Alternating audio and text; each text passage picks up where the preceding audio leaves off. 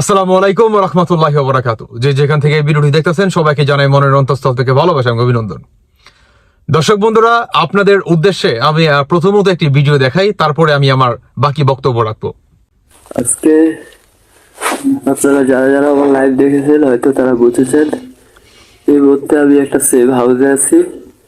আমি জানি না আজকে রাতটা আমি বাঁচবো কিনা। যদি বেঁচে থাকি তাহলে অবশ্যই আপনারা দেখবেন আমার শরীরের কন্ডিশন খুবই খারাপ। আর ওখানে প্রথম আলোতে যখন আমি বক্তৃতা শেষ করলাম, বক্তৃতা দেওয়ার পরে আমি ঢাকা বিশ্ববিদ্যালয়ের দিকে যাচ্ছিলাম। অলরেডি মেট্রোতে আমি চলে আসছিলাম। মেট্রোতে আসার পরে ওখানে 10 জন সেনাবাহিনীর লোক এবং গোয়েন্দা সংস্থার লোক এসে 10 জন আমাকে উঠাইনি, আমাকে বলতেছে যে আমাদের সাথে চলেন। এরপর আমাকে নিয়ে গেল, অনেক তর্ক বিতর্ক করার পরে ওরা আমাকে নিয়ে গেল ঢাকা শহরে। 1 ঘন্টার মতো আমাকে এলোমেলো ঘুরাইছে, আমাকে মারান।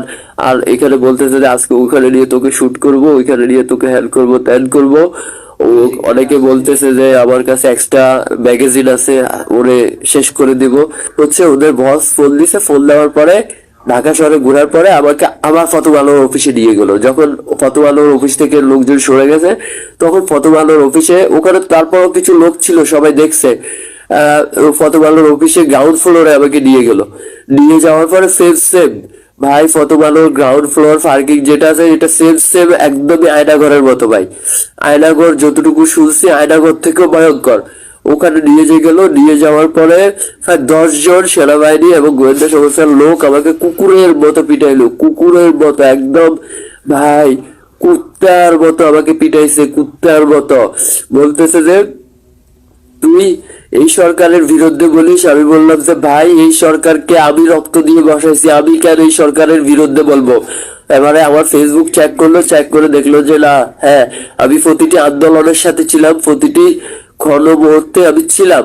এরপরে আমাকে বলতেছে তাইলে তুই ঠিক আছে আন্দোলন করছিস, এখানে কেন আসছিস? আমি বলছি যে আমি বৈষম্য বিরোধী ছাত্র আন্দোলনের সাথে যুক্ত, যার কারণে বিভিন্ন ন্যায়সঙ্গত যৌক্তিক দাবির সাথে আমি একমত পোষণ করার জন্য আসছি। এখানেও আমি একমত পোষণ করার জন্য আসছি।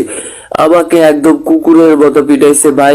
আচ্ছা শুনেন, এখানে আমার ভাই দুইটা কথা। প্রথমত আমি একটু পিছনে যাই, সেটি হচ্ছে সার্জিস এবং হাসনাত যখন নাকি চট্টগ্রাম থেকে আপনার এই সাইফুলের অ্যাডভোকেট সাইফুলের জানাজা নামাজ পড়ে আসে, তখন তাদের একটা গাড়ি দুর্ঘটনা হয় এবং সেইখানে আপনার অনেক বড় একটা রাতের গভীরে মিডিয়া চলে আসে এবং অনেক আপনার মিছিল টিছিল হয়, আন্দোলন হয় যে এই দুঃসাহস আওয়ামী লীগ কি করে দেখাইতে পারে।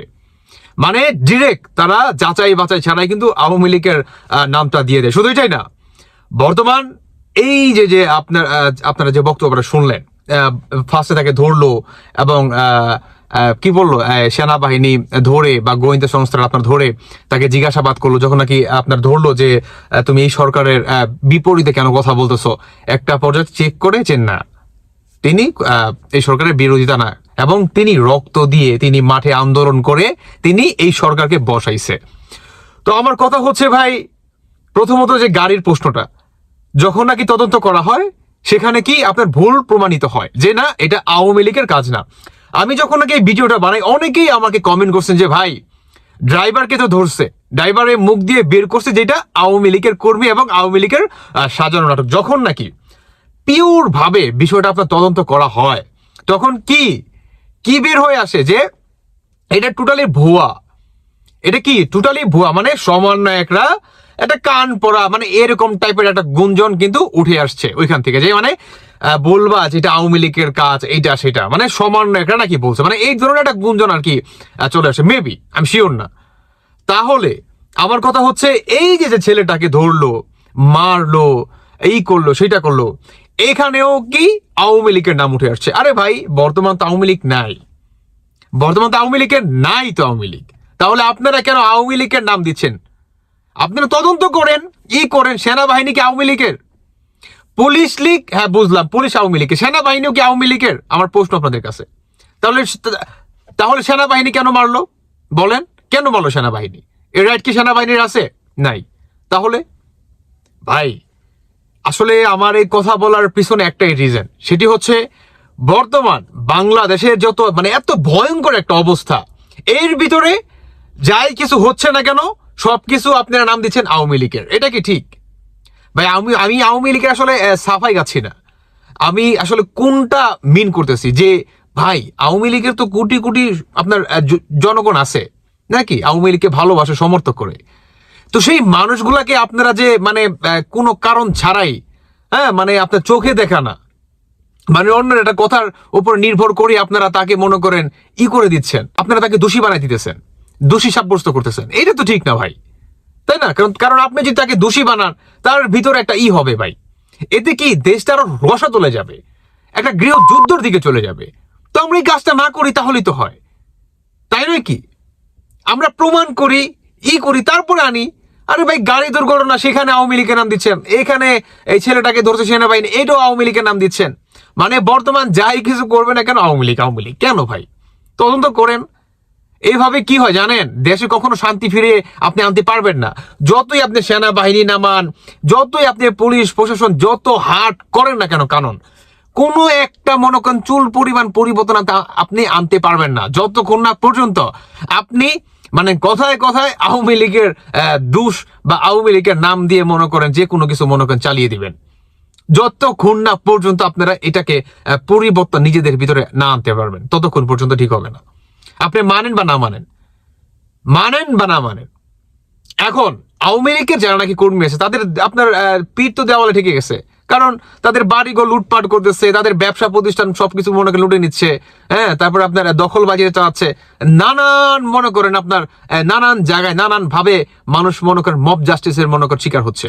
তো এগুলাকে বন্ধ করতে হবে। যখন নাকি আপনি অ্যাকোরেট ভাবে টোটালি বন্ধ করতে পারবেন, তখন দেখবেন কি জানেন, যে আওয়ামী লীগের যারা নাকি সাধারণ কর্মী আছে তারা অটোমেটিক দেখবেন মনে করেন সাইলেন্ট হয়ে গেছে, কারণ তারা তো এমনিতেই বর্তমান সাইলেন্ট।